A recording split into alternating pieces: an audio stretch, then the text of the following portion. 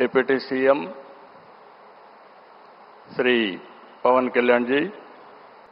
యోగా సాధకులు ఎంతటి దృఢచిత్తాన్ని కలిగి ఉంటారు, ఒత్తిడి జయించి సంకల్ప సాధకులుగా ఎలా నిలబడతారన్న దానికి కూడా మన గౌరవ ప్రధాని శ్రీ మోదీజీ గారు నిలువెత్తు ఉదాహరణ. ప్రపంచ యోగా దినోత్సవం యావత్ భారతవానికి భారతీయులకి దక్కిన గౌరవం. సరిగ్గా ఒక 2014లో అప్పటి ఐక్యరాజ్య సమితిలో గౌరవ ప్రధానమంత్రి మోదీ గారు ప్రవేశపెట్టినప్పుడు దాదాపు 177 దేశాలు ఈ రెజల్యూషన్కి మద్దతు పలికినాయి. ఇంతమంది మద్దతుని కూడగట్టగలిగి ఈ రోజున మనకి 2015 నుంచి యోగా దినోత్సవం ప్రారంభమైంది.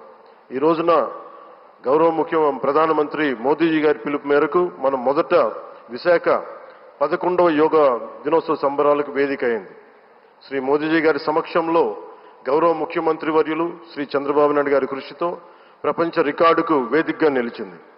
విశ్వనరులు మోదీజీ గారి పిలుపు మేరకు యోగా ఒక వన్ ఎర్త్ వన్ హెల్త్ ఈ ఆరోగ్యం థీమ్ని ఈ వేదిక నుంచి ప్రతి ఒక్కరూ ముందుకు తీసుకెళ్లాలని మనస్ఫూర్తిగా కోరుకుంటూ, ఇక్కడ ఆసీనులైన మీ అందరికీ ఇక్కడికి వచ్చేసిన ప్రతి ఒక్కరికి కూడా పేరు పేరున నా హృదయపూర్వక వందనాలు, నమస్కారాలు.